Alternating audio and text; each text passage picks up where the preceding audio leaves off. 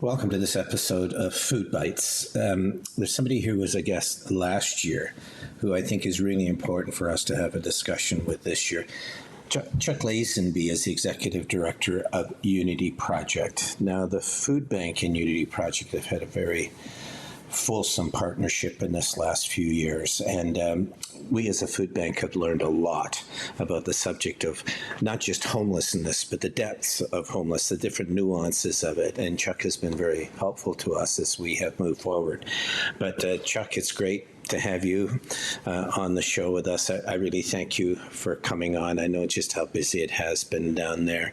And I thought it would be good just to remind folks that when we spoke last year or last season, you were, we talked about how Unity Project first kind of really got its start around 2000, and it was a demonstration in a park. I was actually there that day, so that was interesting. And from that emerged the Unity Project, and I learned over the years that it was really a group that the city itself had learned from and been directed by. Back in 2000, homelessness was not the issue it was now. So not only were there the challenge perhaps not as severe, but the ignorance around homelessness or the lack of knowledge, I presume, was fairly broad. People trying to understand it. And then we talked about COVID and all that you had to do there, going to hotels and all that kind of stuff. And I'm sure that wasn't easy. But there's been so many interesting things that have happened for you in this last while. I know that you've got a new building coming. Is that correct? That you're going to be moving into. We can talk about that shortly. But I was also out at the Lowe's, which has now become the Rona Plus, out on Wonderland. And Sylvia, who works with you at Unity, was at that one. But we were there to celebrate what Rona was going to be doing in partnership with the Unity Project. And I know you were up at the other location, and look who is there. It's you, wearing your safety glasses and everything else and getting ready there. Now, Sylvia had to cut through a board. What did you have to do? Same thing. Same thing. Cut through a board. Yeah. I think it's wonderful because Rona has now changed. Its Lowe's has gone over to Rona Plus, but the owners of that company have really emphasized that they want to work with the idea of homes, accommodation, housing for people that are low income or having struggles, but also homelessness is a real issue to them. How did that go for you when you were there? It's great. I mean, they've been great to us, and it's been a really good partnership. And we certainly look forward to what the results are. Yeah. Yeah, it's a new thing for them too, as far as being here in London. So that's really good. So can we just talk a bit about, because I think it's important, you came out of COVID, you went back to the old place that you were at. Actually, we're not fully out of COVID, are we? It doesn't feel like we ever will be. But you went back to your old location, you built these kind of little tiny houses, which was really, really interesting. But then as health and homelessness really got moving along, some new announcements came from you about location. I don't want to talk about that. I think you would be best to talk about that. But can you tell us how the tiny homes thing went, and then also where you're moving to from there? Yeah. So when we were coming out of the hotel and the funding was going to be ending and we knew we had a deadline to move, we had actually for about the 6 months prior been trying to find something that would be a transitional space for us, because we know we've had in our strategic plan since 2016 that we wanted to find a property to build a proper facility for our program. That our current property that we own is just not big enough to be able to do that. And we honestly, we just couldn't find anything that wouldn't cost $1.5 million to renovate, plus lease costs on an annual basis. And so it's a very expensive kind of proposition to find a separate transitional space than the property we already owned and own outright. And so we started to look at what other possibilities might be. And we've looked at the tiny, I don't like to use the word home for our configuration because they certainly aren't homes. They're more like just rooms that are outdoors.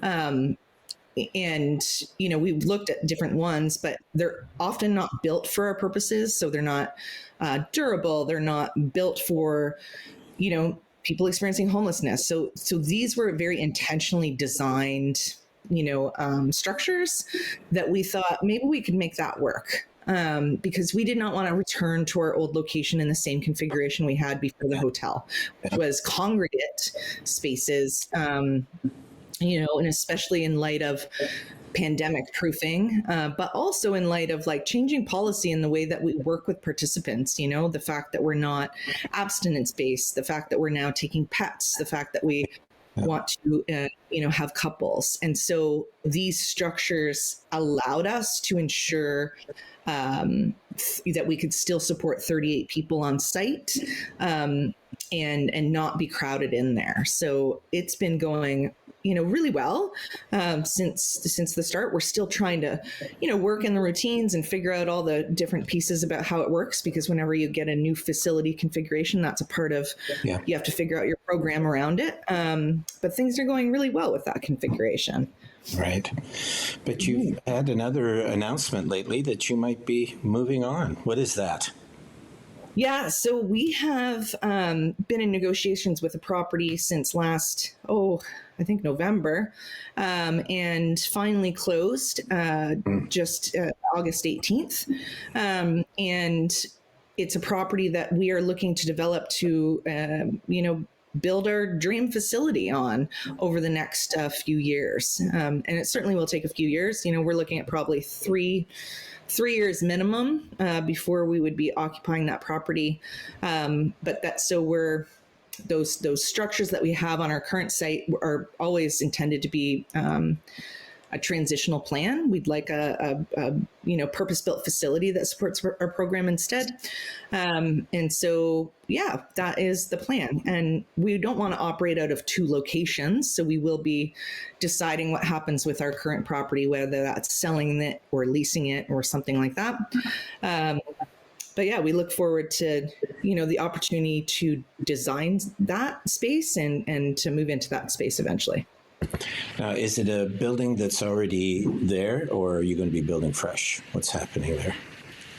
Well, we are just in the beginning stages, so I think we'll have to give an update about specifics around that over the next year or so. We've got some environmental, pieces to take care of, and when we're just starting the plans of, what will this property look like? We want to involve the community in some of those conversations as well. Things like, the facade, some of the design components of the building. So I think we'll just be working through those answers over the next year.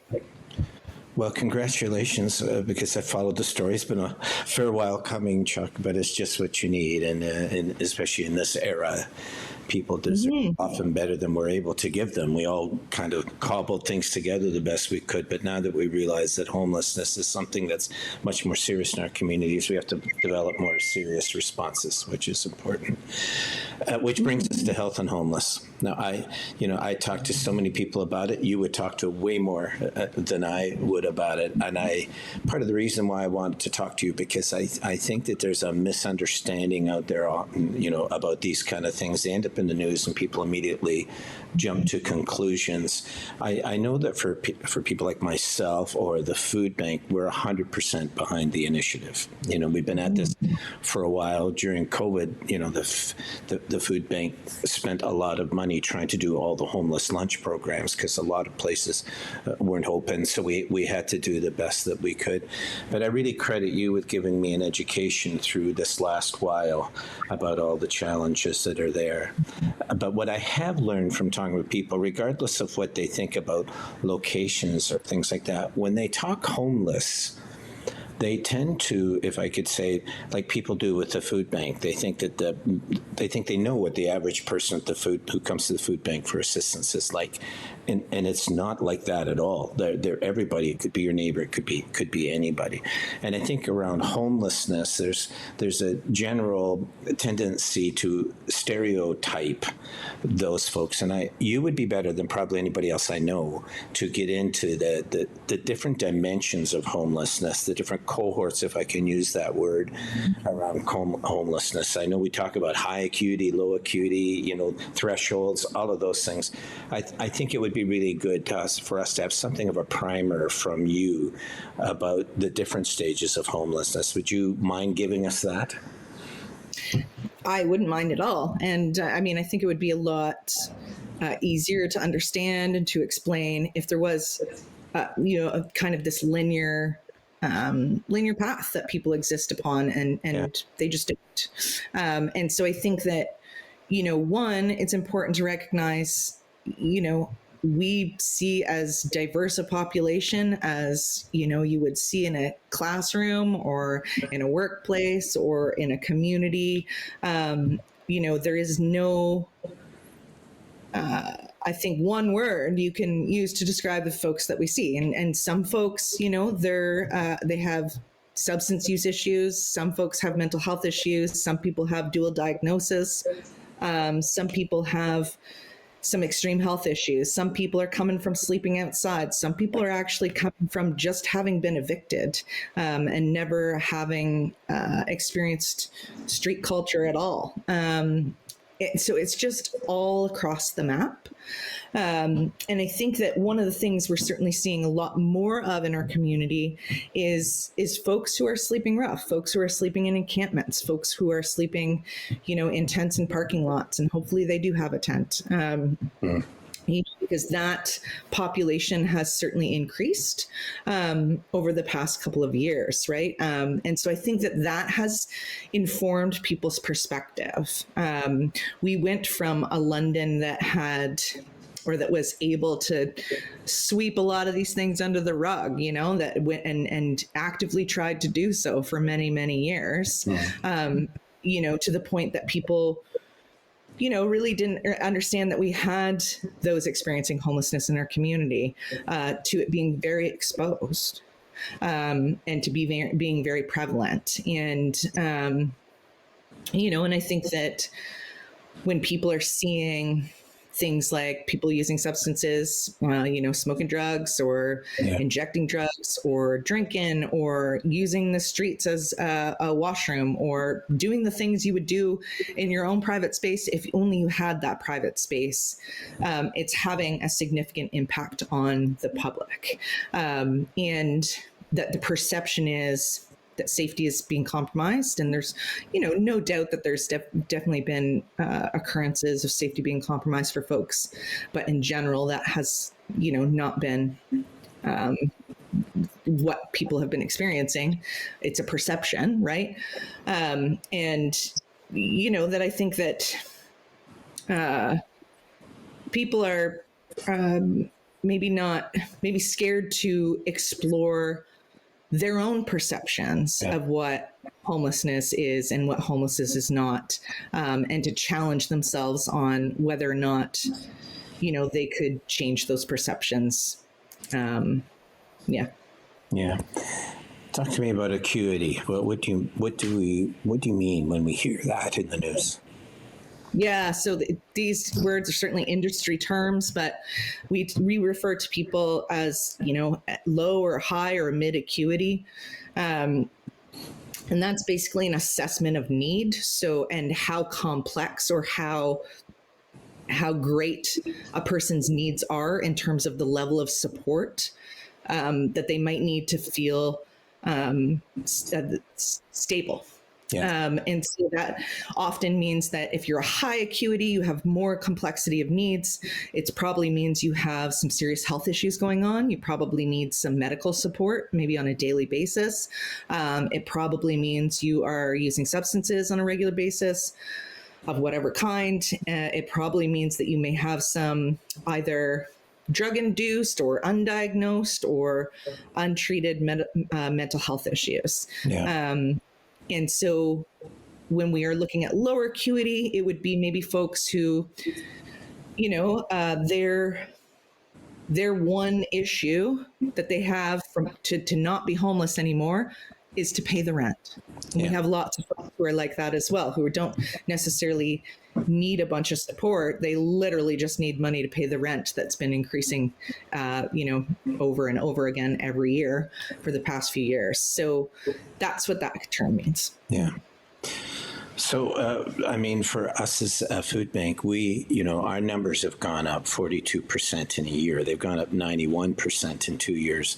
But a lot of the people that have been coming lately are people that can no longer afford rent, but who are working. Or they are seniors who are on a fixed pension and can no longer afford it. So it seems to me that there should be a better understanding even within our community, just what you're saying there, especially that low acuity group, the thing that's separating them from being able to fit into the way they'd like to in the community is they can't afford the place in which they're living. It's a real problem, and we're seeing it really spread out there. Can I ask you a question, Chuck, because you're the right one to ask, but I keep hearing from people as I'm talking or we're doing interviews about the food drive or whatever, people say, well, back in a previous era, the provincial government closed down all the psychiatric hospitals and everything else. And what we need to do is really open those things back up, because that would be the logical place for these people to go back to. In other words, a mistake was made back then when that happened and they put all these people out into the community. And now that we're seeing that it's so great and we can't handle it, the best way to deal with it is to put them back in those facilities, which still exist.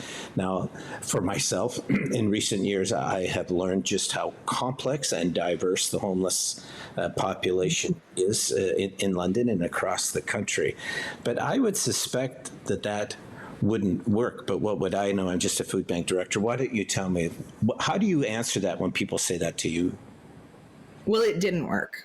And that's why we don't have them, right? Like if that was the solution to people not having mental health issues or people not experiencing homelessness or poverty in our communities, we would continue to have those. And it's just not the case.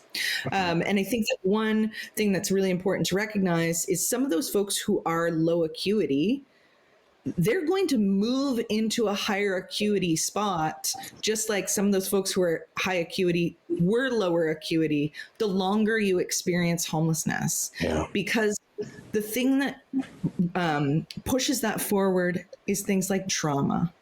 Is things like if you're sleeping on the street and you've had all your belongings stolen and you feel like you have to now stay up, every night in order to protect yourself, you're going to need drugs for that, right? If you are enduring, weather-related issues and experience a lot of discomfort or pain due to that, you're going to need drugs for that, right? That's what happens is people do use these substances in order to cope with their experience of not having a home. And so acuity can change over time, but it also means that it can reduce over time, not just increase, but it can reduce when people have stability. And so it's a very inaccurate thing to look at people who are struggling with their mental health in this moment as this permanent existence. Yeah. It's just not typical. It's actually just not typical for folks. And so the idea of looking towards a psychiatric hospital, the solution is just, it's a waste of money. Let's start there, and resources, and just not the right solution for the majority of the population. Like it'd be very few people that I would think would benefit from a long-term institutionalization. What people would benefit from is an indoor space where they can rely on coming back to, where they know their basic needs are met, and where they know that they're being supported in order to take the next steps that they need to take towards whatever their goals are. Yeah. And I would also think, help me if I'm wrong on this, but we've come to understand just how complex the homeless issue is. So if you take people from all across that spectrum and you put them all into one place, it would not provide the right kind of care, right? It would be this homogenous kind of care that you would be trying to give people, when the truth of the matter is their needs are very specific to their situations. Some are more trapped in it than others. Others are more mobile and can do something about it. But what we really need, I suspect, are indoor spaces in which people can get the kind of assistance and wraparound supports that they require. If I'm wrong here, you tell me. You know more about than I do, which I presume is really where the hubs are trying to go. We're hearing about the hubs and what they're trying to do. How would so we're trying to go for 3 to 5 hubs over the course of this next while. How would people be treated in those hubs? Because I presume, am I right, that each hub is kind of for a specific population? Is that right? Yes and no. So there are priority populations that hubs will address for sure, but sometimes it might be a couple priority populations in a particular hub. So we have, we're looking to hopefully stand up one for youth, one for folks who are Indigenous, and one for women and potentially their partners and potentially their children. Yeah. And so the difference is about hubs is that, and I think actually I'll roll it back a bit because I think it's important to understand the whole of community response and how it kind of came to be. To understand what the focus here is, because I think that what's been a grave misunderstanding is that the whole of community response was set up to solve homelessness in all its entirety. Okay. And we're going to work on that. Okay. But the intention was really about these very complex health issues that we're seeing with people who are sleeping rough, who are experiencing homelessness, and our inability to adequately meet their needs. And that includes, people who are using substances, people who have mental health issues, and people who have really serious medical issues. Yep. And to really take a look at that population of people, which we estimate to be about 600 individuals, and say, how can we do our jobs better? They're not being served well or at all by our current system.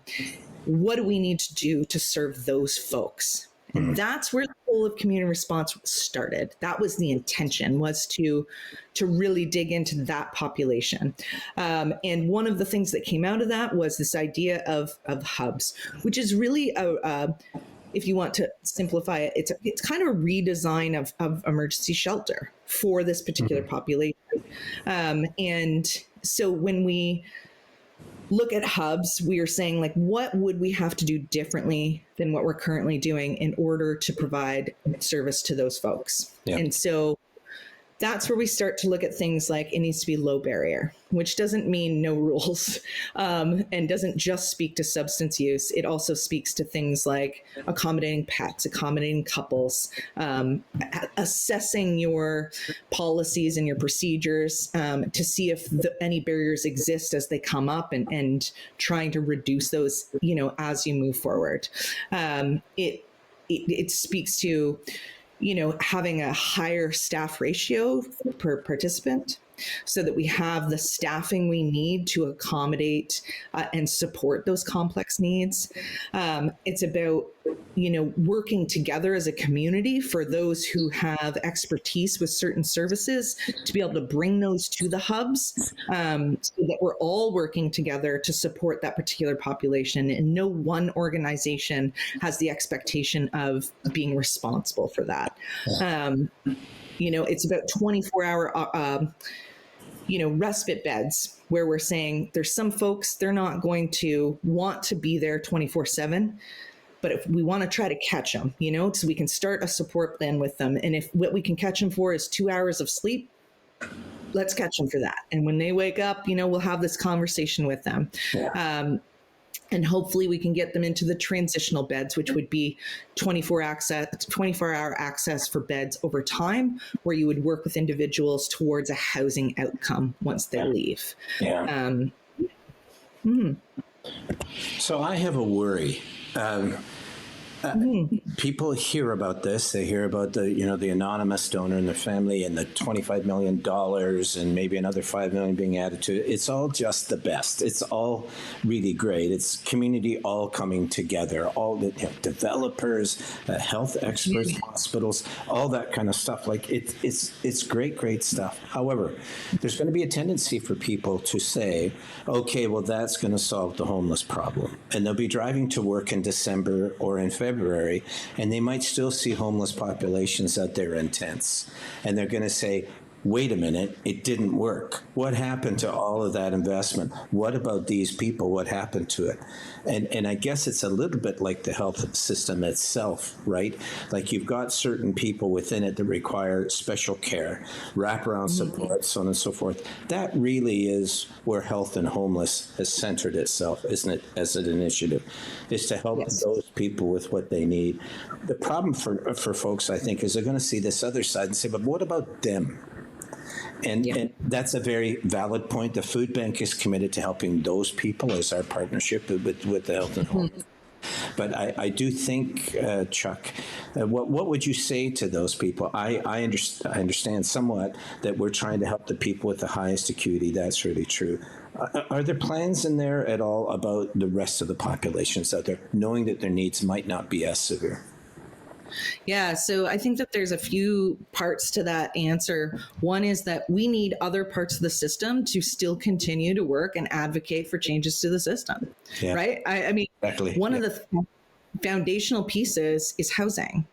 We don't get to have success in this community for homelessness and, probably across the country, really, if we don't have housing to put people in. Yeah. So one of the other pieces, for example, the health and homelessness piece is 600 supportive housing units coming on board over the next 3 to 5 years.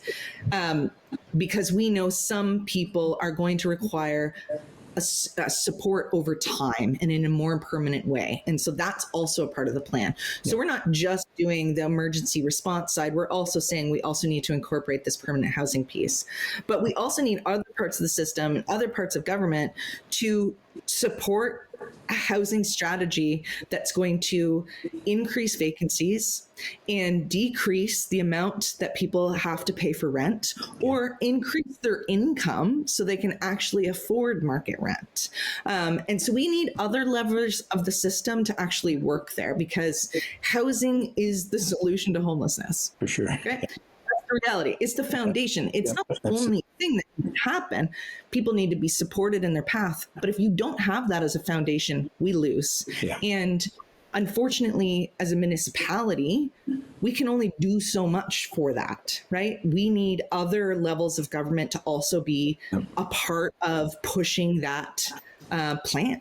And so a part of what we are doing is that advocacy. And a part of what we're asking, council to do is that advocacy. A part of what we ask the public to do is that advocacy, while we're responding to this emergency, this crisis that is the consequence of systemic neglect. That's a consequence of a failure to ensure adequate housing and social safety nets for people.